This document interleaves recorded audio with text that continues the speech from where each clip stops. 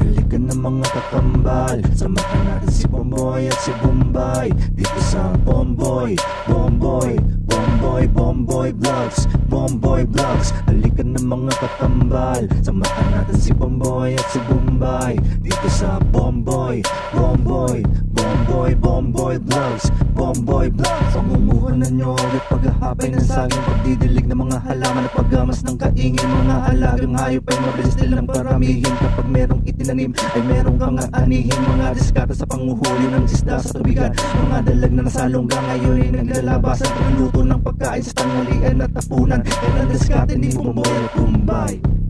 Balikan ng mga kakambal, samahan natin si Bomboy at si Bombay dito sa Bomboy, Bomboy, Bomboy, Bomboy Vlogs, Bomboy Vlogs. Balikan ng mga kakambal, samahan natin si Bomboy at si Bombay dito sa Bomboy, Bomboy, Bomboy, Bomboy Vlogs, Bomboy Vlogs. Panguhuli ng hipon gamit ang pain sa taim, pamimitas ng mga prutas sa gilid ay nakatanim. Papaya, guyabano, saging at saka mangustin, siguradong mawiwili ka kapag ikay nakatikim. Pamamakotan mo sa kamote at saka ano tol, nawala yung papa, wala na, nawala na ano.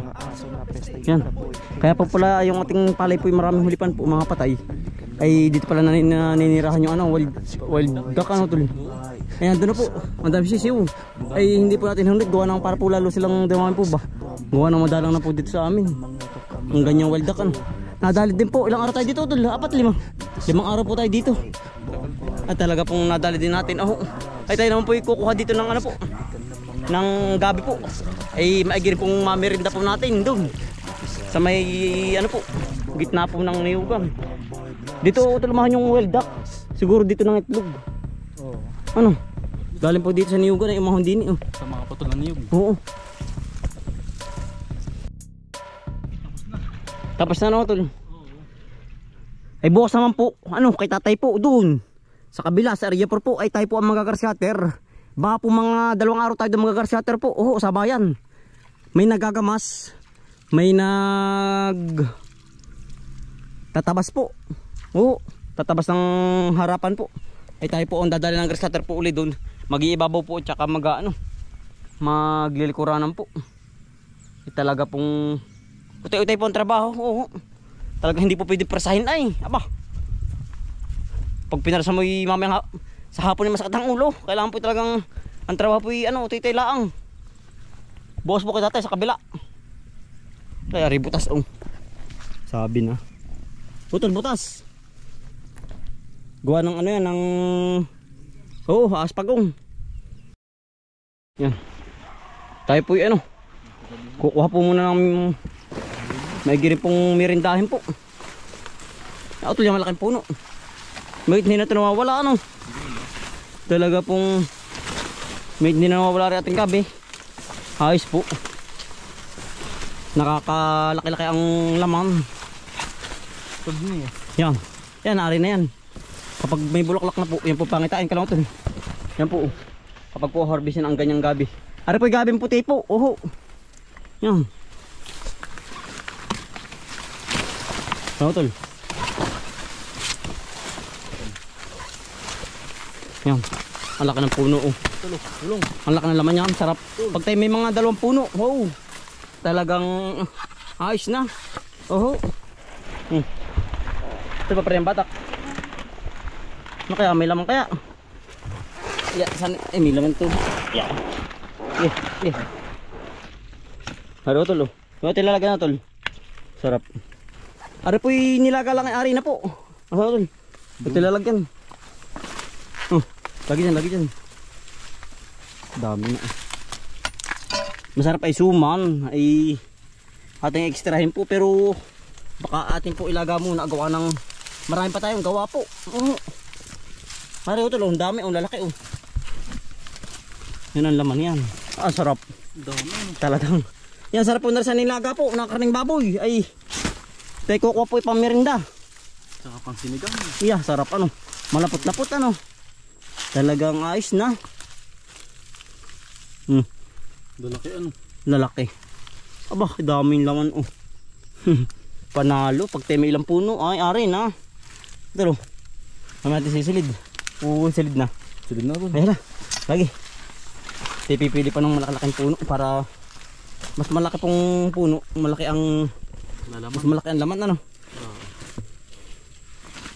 Nadali din yung ating kamasin talaga pong napalaban tayo.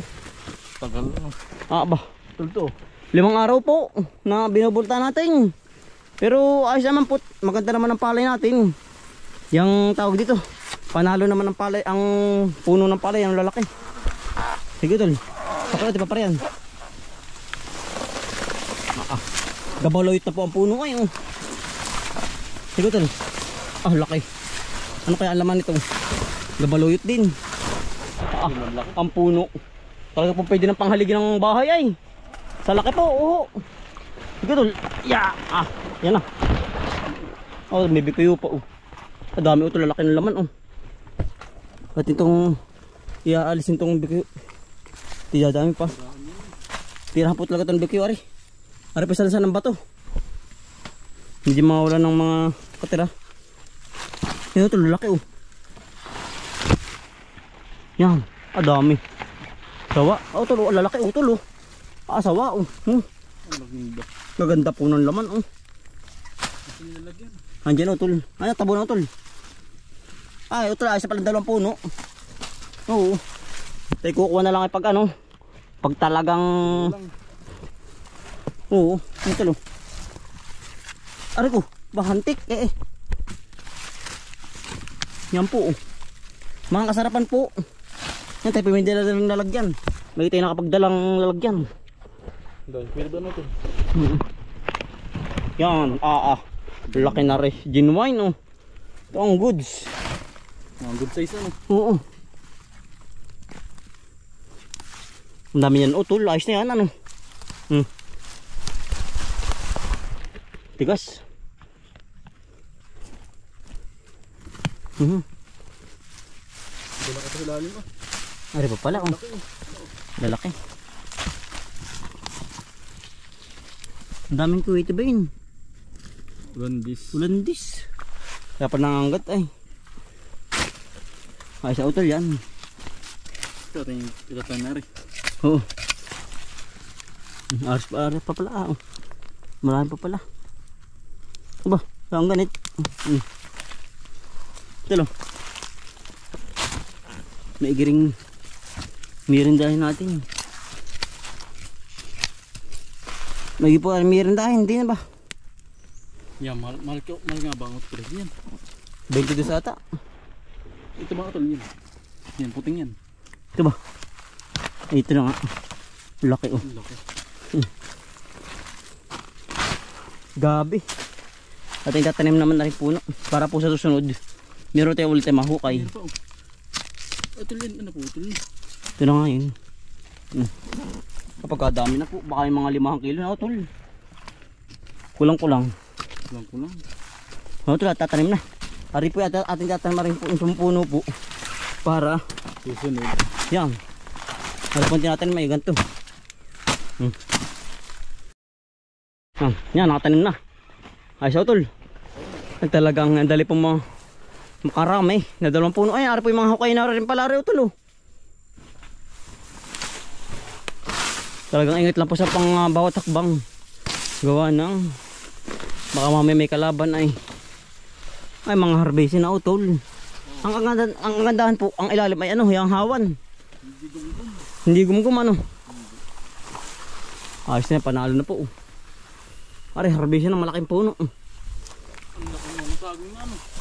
Taba na, yan po ibubunga na Yan, update po sa ating itanim na saging kung natatandaan ninyo dito po sa area 3. Pagkalaki ng puno. Ang dami pating suwi. Tabasin na po pala ari uli. Baka po pagkatapos natin magamas na sa lahat ay tayo po magkatabas naman po ng puno po ng saging at saka niyog. Gawa ng sobrang sukal na. Yan po ang suwi. Yan po yung mga suwi na. Ano po nga itanim ay rin malaking puno. Ay tayo makakaharbis na dito. Gawa nagsisimula na pong manghimuso. Aring ating mga itanim na saging po. Yan. Tatabsa naman na rin. Marami pa tayong gawa po ay. Talaga pong walang ubos po ang gawa. Kapag hindi ka titigil ay hindi po mawawala ng gawa. Ito yung Ano yun? Niyog, ang taas na rin. Oo. Tabasin na rin yan. Gawa ng kapag po ang niyog hindi po tinabsan, tas nagkabagi, namamatay po. Kailangan po ang pirming paikot ng ganyang puno. Hawan. Yung tinamaan ng kidlat ano. Yan niya pala pinapapicture ni nanay. Yung tinamaan po ng kidlat. Yan o. 3 puno po. Kaya po ang niyog diyan sa kabilang iyan ay ano po, yung hindi po magkaigi. Gawa ng pirming dyan po natama ang ano, ang kidlat po. Kaya po ang niyog dyan laging patay po kahit po maliit ay tinatamaan. Sabi ng matatanda ko, ano, may nakabound daw na ano pero tunay kain. Pag po malimit tamaan ng ano, ang tayo po dun, oh. Malimit po tamaan. Yan. Yan yung patay na niyog. Botol. Meron na no. 1 buwan na pala yan. Yung nagkukulog. Nung nag-uulan. Yan oh.